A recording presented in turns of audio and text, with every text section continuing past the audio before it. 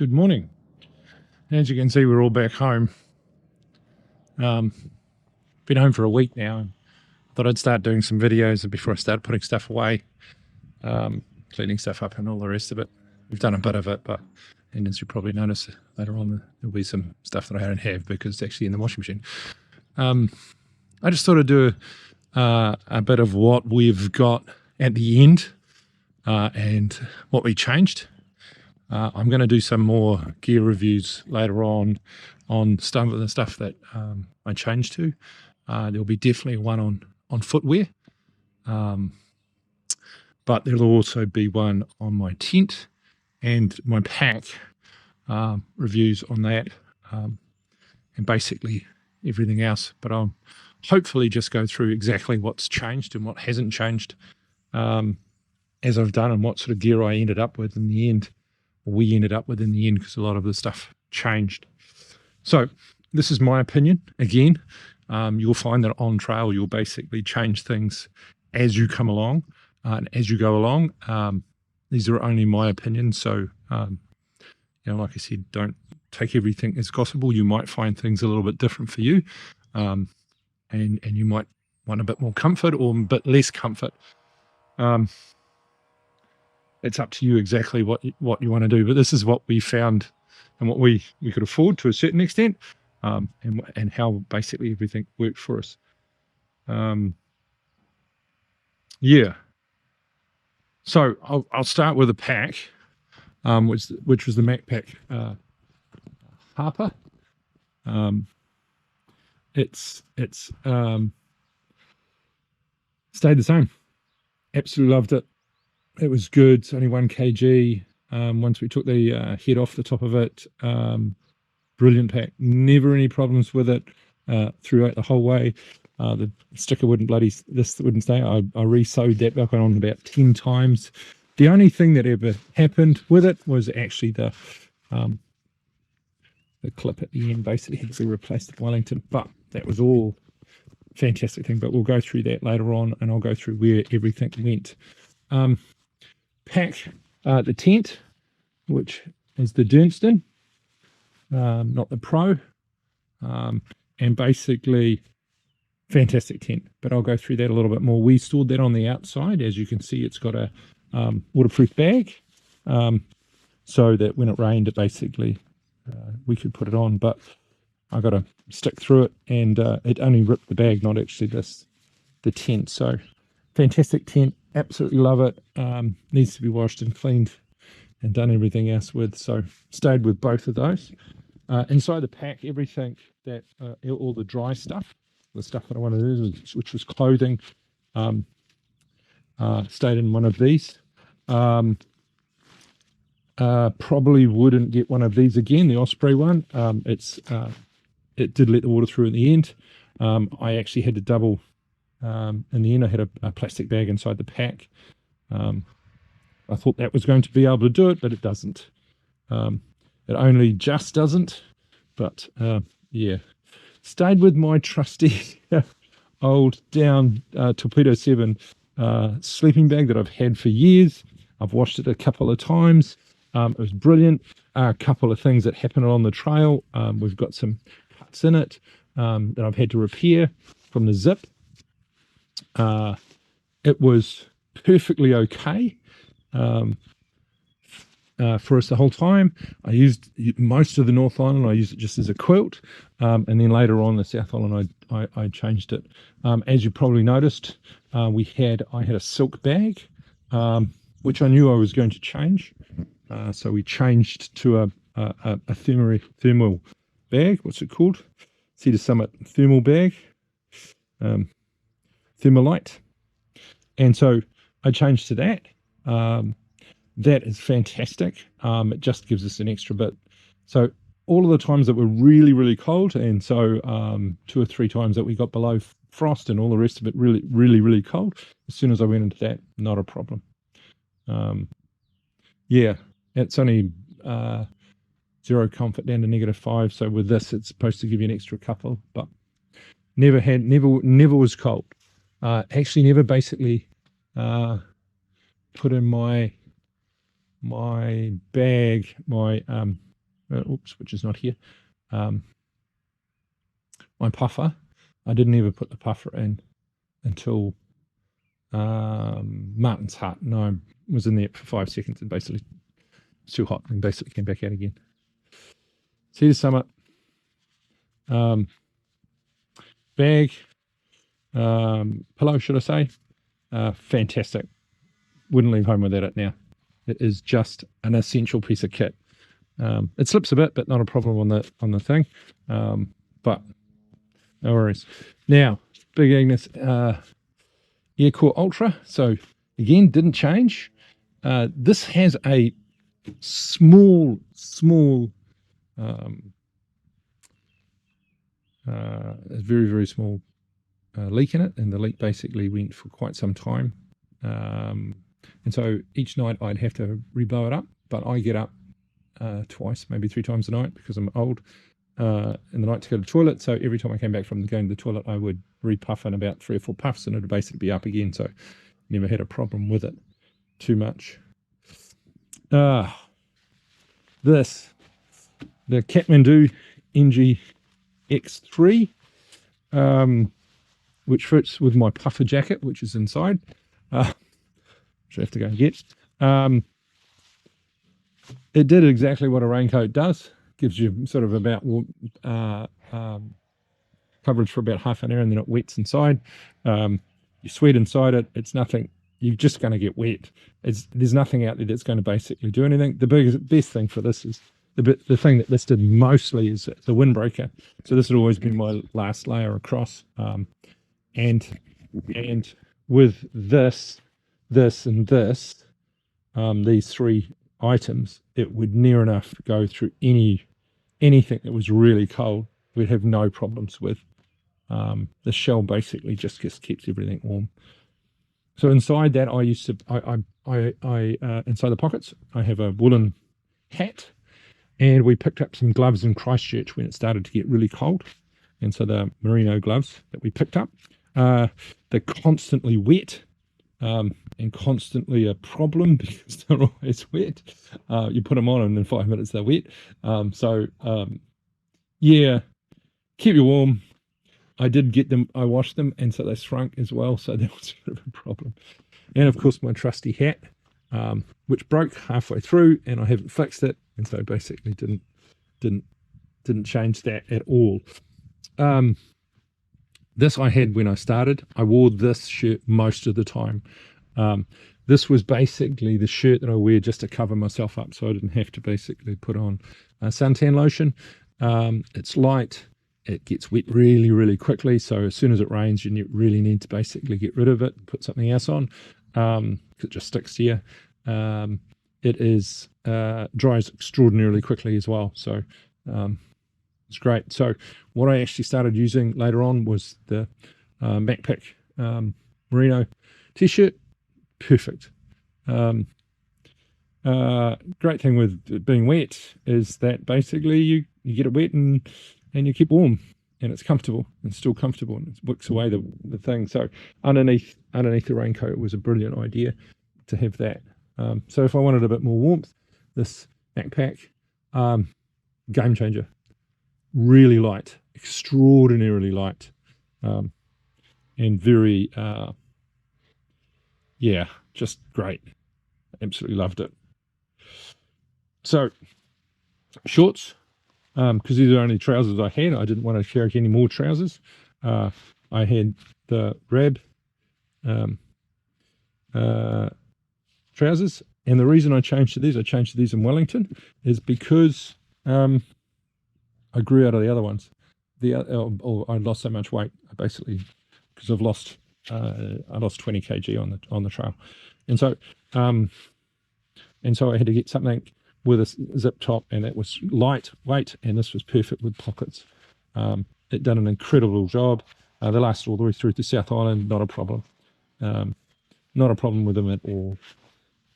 Stayed with the same underwear all the way through. I still wear them on a daily basis at the moment. They're fantastic. They last. They're the Under Armour underwear.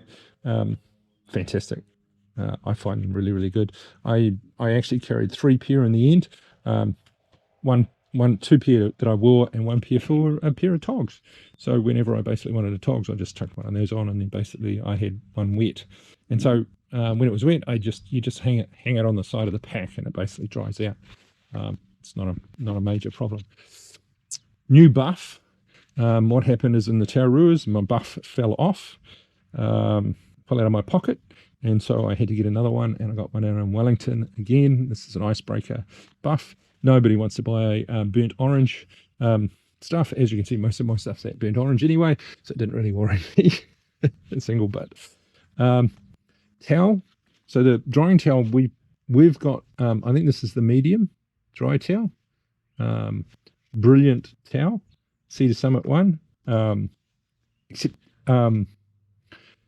it's just enough for me, because the problem is that a lot of showers, you go to a shower and they don't provide you with towels, and so you have to use this to basically do it, and you use this for everything.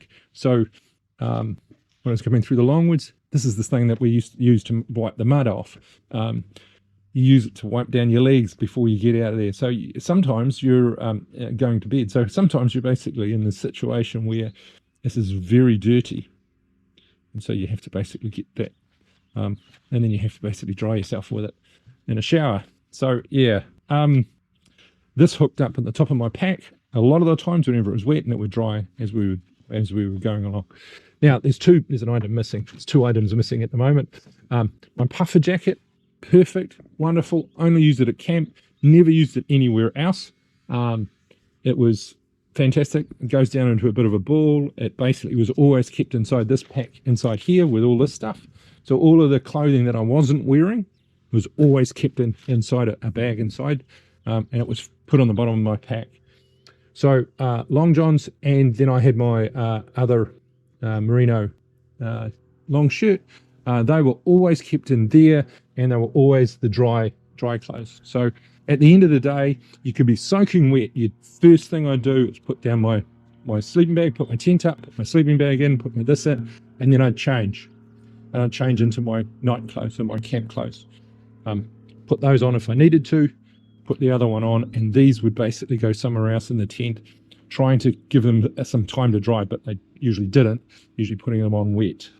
Well, most of the time it was things. What you also discover is I bought some shoes, some camp shoes. I thought that I could get away without camp shoes. Camp shoes are just essential. The first thing you want to do when you get to camp is to get your feet out of the socks. And I haven't got the socks here either. The socks and the shoes. As you notice, I haven't got the socks and the shoes here, only because I threw them all away before I came on the plane. My shoes, when I ended, were disgusting. They were falling apart, and they smelled. And so they've gone somewhere else, but I'll do a video on those. And my socks, yeah, they've got holes in them, and they were terrible.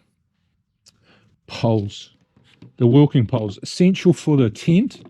And as you can see, it seems a bit weird. I broke this one and had to repair it on trail. It's actually broken. It broke back here, and I shoved it back in again. This one's bent as well, but they did last. Fantastic cork handles to the max. The tips are still there. There's not a problem with the tips. It's just that they're a bit beaten up now. I'll still use them though. They're fantastic. One only thing is these bits here, these, what do they call them? They had to be always adjusted because they'd slip all the time, which was pretty bloody annoying. So most of this gear, we've actually kept the same stuff. Most of our clothing, but we just augmented it with other stuff that we needed along the trail. Not much had actually changed. So cooking changed a lot. So basically what happened is the 750ml totes cans, cooking bowls that we had were fantastic. But what we discovered is that we were cooking together all the time. And so Ed and I were always cooking together, and doing two separate meals was crazy. So we basically wanted to do bigger meals. And so the problem being is the 750ml were not big enough to basically do two meals. So we went in Christchurch and bought these. so Eden sent hers home, and I still have the MSR pocket rocket. And of course we basically have the lighter. So we've kept them inside a bag because they were stored inside here, and occasionally that was wet. And so they were always basically done. There's just a whole lot of other crap stuff in there that not really useful. I had a second, so we had 2 knives at that stage because Eden's knife basically was no longer used. And so basically she kept that, we kept that one in there occasionally for when we needed it, which was very rare that we actually needed that sort of thing. Stayed with the long-handled titanium sport. Fantastic, wonderful. Now I don't even got it here because I've thrown it away, but what I used to use for a pot was just backcountry mule bag. So Eden would basically, and I'll go through the food in another video, but Eden would cook in that and then stick it into my bag, and basically I'd eat out of that. As you can see, it's a new one of these. The old one broke at the 42 Traverse, and now I've got a new cup, a new Cedar Summit cup, which is really good as well. So that's basically our cooking utensils. Very, very little, very light. It took up very little room and everything. I did store the gas canister there for a while, but then it basically got rusty on the bottom and had a major problem, so I used to just store everything else in there and put the gas canister separate. So yeah. So bathroom stuff.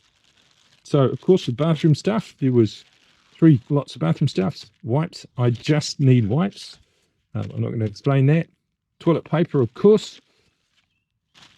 And I use one of these every day until we've basically, I had to go and get another one at where was it? In Invercargill was the last time. And this Gurney Goo. Now Gurney Goo's actually really, really good. It's good for a whole lot of things, but I used it specifically for when I got chafing in my butt. And so at the start I got chafing in my butt, and I just put it on around my butt just to basically give that, and it lasts the whole day. Never a problem. And of course you've got your dirt saw to dig holes, which I think I dug 4 holes the whole time. Basically the reason for that is that I go to the toilet in the days, in the mornings, and usually we were right next to somewhere else, and I can actually stop going for a day. So if I'm not next to a toilet, I probably just won't go, and then halfway until I got to a toilet. So I didn't have to use this very often. I did use this on Bluff Hill, strangely enough, one of the times. So that was kept in a separate bag. Of course, toothpaste and a bamboo toothbrush, which was fantastic. Used it every day and night. Just nothing to say really about that. My PLB, which was kept at the front of my pack, mainly because it's waterproof, and so basically it's no problems getting it wet. So a lot of stuff that was kept that didn't need to be anywhere was kept at the front of my pack, just to give myself more room as well. This is the Sawyer. It's in there. So what actually happened with this is that now I have, there's the Sawyer, and this is my dirty water one. This needs a bit of a clean out, as you can see. The last time I used it was at Martin's Hut, which is basically really gross and grotty. I added this to it. So this has actually got a whole lot of knots on it. So I added it to the thing so I could actually gravity feed straight into a bottle. I just need the adjustment. There's a thing that goes on the end of here that attaches to another bottle that I don't have. Which would be nice to have inside it. But that was always in the front of my pack as well, because we used it during the day. It's a constant thing that I use near enough every day. Brilliant. Wouldn't change at all. So here's the other knife, and this is usually in a separate bag in the food bag, but this is the food bag here. Now the food bag would have the food, and this would have the cheese in it. and the cheese would have the knife next to it, so that when we pulled out the cheese, we had the knife. Sounds interesting. See, but it's reasonably strange. So everything was basically kept. We split everything into two in the end, into two bags. Eden would carry the dinners. I'd carry all the snacks, breakfasts and lunches.